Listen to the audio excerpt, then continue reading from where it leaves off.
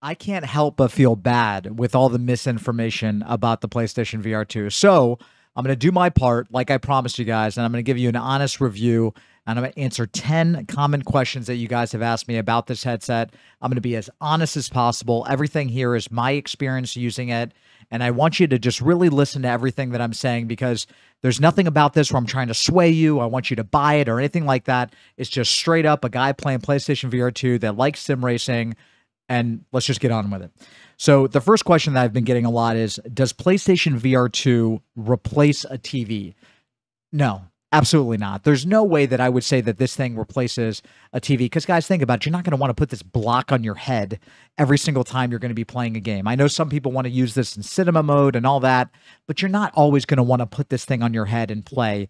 And while the VR is really, really good in it, I still think that I would enjoy playing those same games that are in VR. Like, let's say Gran Turismo 7, you're going to want to play that maybe in 2D every now and then. Yes, I love it, but I think it's more of like a novelty, right? We're going to get more into depth into that, but it's not something that, oh, just get this and don't get a new TV. I always get a TV over buying a novelty item like this.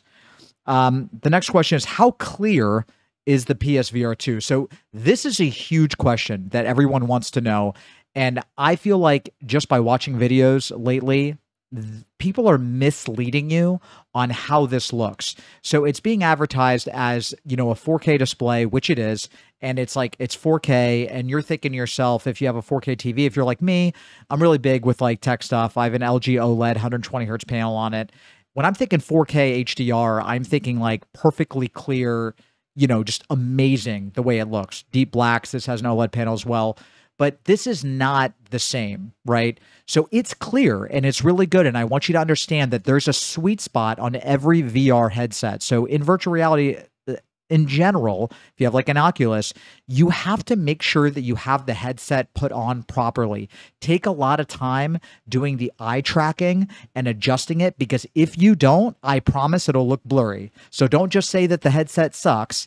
Take a little bit of time and adjust it and get it right and find that sweet spot. I'm telling you, it's like the difference between 720p and like 2K. It looks a lot better when you get it right. And keep in mind, if you wear glasses, you might want to put glasses on. Get your eyes checked, make sure that they're good, because seriously, it's a new technology and you're trying to look at it clear, and everyone's got a different opinion. However, I will say I did find the sweet spot when I played it. I will say that when you compare this to playing a 4K HDR game, it's not quite as clear. I can still see pixels in certain parts of the screen. So for instance, Gran Turismo, if I'm racing, I'm looking in the cockpit, it looks great. It looks really good when you're next to another car. However, as an example, if you're looking at the rearview mirror, or like the cameras that are right there where you can actually see the back on some of the cars, you can kind of see a dash here. The cars that are moving in the back, you can tell that they're pixelated. You can just kind of see it's not quite as clear as it would be if you were playing on a 4K HDR display, but it's still really good. And it's not something that I'm like, oh my gosh, I can't believe I could see pixels. This sucks. No, it's great. Okay. So I'm not nitpicking. I think it's fantastic. Just spend a little bit more time adjusting it so it looks good. All right, so next question. Is it worth it? I'll answer this quick. It's worth it if you're okay with spending money on just immersion and just the experience. I don't think it's necessarily worth it that everyone needs to go buy one, because I don't think there's that many games out. But if you're a huge Gran Turismo fan and money's not really an issue, absolutely it's worth it. If you're on the fence and you don't really know and you don't really have the money, just save up a little bit. You don't need it. You know, it's not something you need right now. You can just wait a little bit and get it later. Would you buy it again? So this is the only reason why I got this headset, is because you guys donated actually more than half for me to get this. And I promised you I would do a video like this, and that's why I'm doing it. But with my own money, let's say that nobody ever donated, I would buy this. I bought the PSVR 1 with my own money. I bought this one and I don't have any regrets. I do think it's fantastic. I think it's a step in the right direction for the VR community. Does it get hot? Absolutely it does. It does, and I know there's like cooling in it. It's not quite as hot as the PSVR 1, but it's the same deal. You know, if you've ever wore a headset before, after a while, just the pressure alone, like on your head, having that pressure there, it starts to get a little uncomfortable and hot. It's not like the most comfortable thing in the world. It's comfortable, it's fine, but it does get a little bit hot after you wear it. You're going to want to take it off maybe after 20 or 30 minutes and just take it off and then put it back on again. Would you buy a wheel or a PlayStation VR2? So this is easy. I'd buy a wheel all day. Like I said, this is a novelty item. A wheel is almost, in my opinion, a necessity when it comes to racing games. You want to get better on a wheel first, get adapted, kind of get your feet wet, get the right wheel and pedal set up. I think you'll be a lot happier in the long run learning how, to race with a wheel and having a good rig than just jumping into this first with a controller. Will you continue to race in VR all the time? I was surprised by this question. Honestly, guys, I'm going to kind of bypass this question, but yes, I really want to challenge myself here with the VR, and it's making me enjoy racing again because I'm not good at it yet.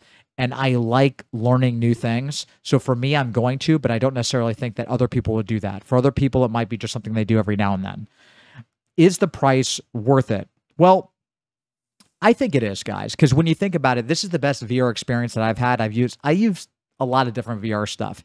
Even like Dave & Buster's has like a VR thing there that I've used. And honestly, this looks better than anything that I've used. It really does look good. So I can't knock it and say it looks bad because it doesn't. It's awesome. And I would say for the money, most people already have a PS5 anyway. It's not that expensive and it's cool. Like it looks good. I mean, if you have to have a pretty good rig, and you also need a headset to play on PC. And this is plug and play. I'm sure you could get better VR on PC. I'm sure you can. But the fact that this is just, you just buy it, you plug it in, it's going to work with the hardware that you have. It really takes away. It's a lot. It's very simple. And I don't have time for stress to figure out, like, do I need an RTX 3080? Will my 2070 work? Like 2070 work? My 2080? Like, it's just aggravating thinking about that for like PC guys. With this, you buy it, it's going to work and you're done. Are you faster in VR? No, absolutely not. That's kind of what I was saying before. I've taken a huge hit, like racing wise, even though I've only done it a few times, right? So it just came out 2 days ago. I'm initially slower, but I feel like there's potential of being faster. And that's why I'm kind of addicted to the VR, because since it's so hard, it's more challenging, and it makes me more eager to want to race in VR. So I'm a little bit slower, but I think that once you kind of figure it out, you have a bar that could maybe exceed what you could do on a flat TV. We'll see. Everyone's different. Is it comfortable? Last question. No. I think it's funny. Like, that question's funny to me. Like, of course it's not comfortable. I mean, I'm wearing this like huge block on my head. It's not like I'm going to wear this and like just go relax. Like, no, it sucks because you're compressing your head. So that's not really comfortable when you take it off and you got a huge red mark on your head. So it's not comfortable, but it's not uncomfortable. It's perfectly fine to play for a couple hours in a session. Like I said, you're probably going to take it off every 20 minutes or so. It's comfortable enough for that, but it's not like I put it on like a pair of sunglasses and I forget about it. Like, it's on and it's got a decent way to where you feel it, right? So anyway, guys, that's it. That's the 10 questions. I hope that I helped you guys in this video, and I'll see you next time. Take it easy, guys.